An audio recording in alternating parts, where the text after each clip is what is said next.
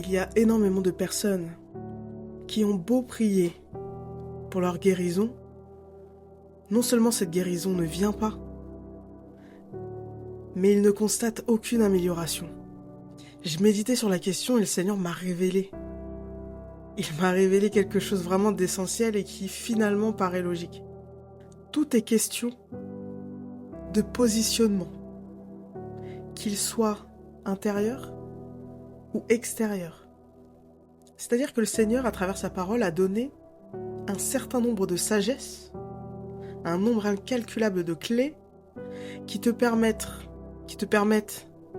d'expérimenter un certain bien-être, qu'il soit interne, au niveau de tes émotions, ta manière de voir le monde, mais aussi au niveau du mode de vie. Si on est honnête, si on est sincère avec nous-mêmes, quel intérêt est-ce que nous avons et quel intérêt a Dieu de guérir une personne qui ne va rien changer de son mode de vie? Tout est question de repentance parce qu'on pense que la repentance, c'est le fait de demander pardon. On pense que la repentance, c'est juste une question de pardon. C'est un changement de positionnement. C'est comme si tu as un gros fumeur qui vient, qui demande la guérison à Dieu. Dieu lui dit « Oui, tu es mon enfant, je t'aime, je te guéris. » Mais le fumeur ne change rien à sa consommation. Où vois-tu la gloire de Dieu là-dedans? Si ce fumeur ne change rien, il va aller de nouveau vers son cancer de poumon. Quel est l'intérêt de Dieu là-dedans? Où est sa gloire? Où est l'amour qu'il porte à son enfant? Dans les pays asiatiques, si un patient retourne voir son médecin parce que sa santé ne s'est pas améliorée malgré les conseils du médecin, le médecin pensera que c'est un mauvais docteur. Est-ce qu'on veut vraiment faire passer Dieu pour un mauvais docteur? Et malheureusement, la réalité, c'est ça. C'est qu'énormément de personnes ne connaissent pas les promesses de Dieu.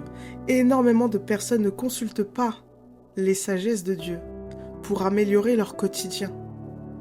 Ils continuent dans des choses, dans des mauvaises habitudes qu'ils ont appris ou dans des mauvais comportements, des mauvaises habitudes de vie. À aucun moment ils ne se remettent en question, à aucun moment ils décident de changer.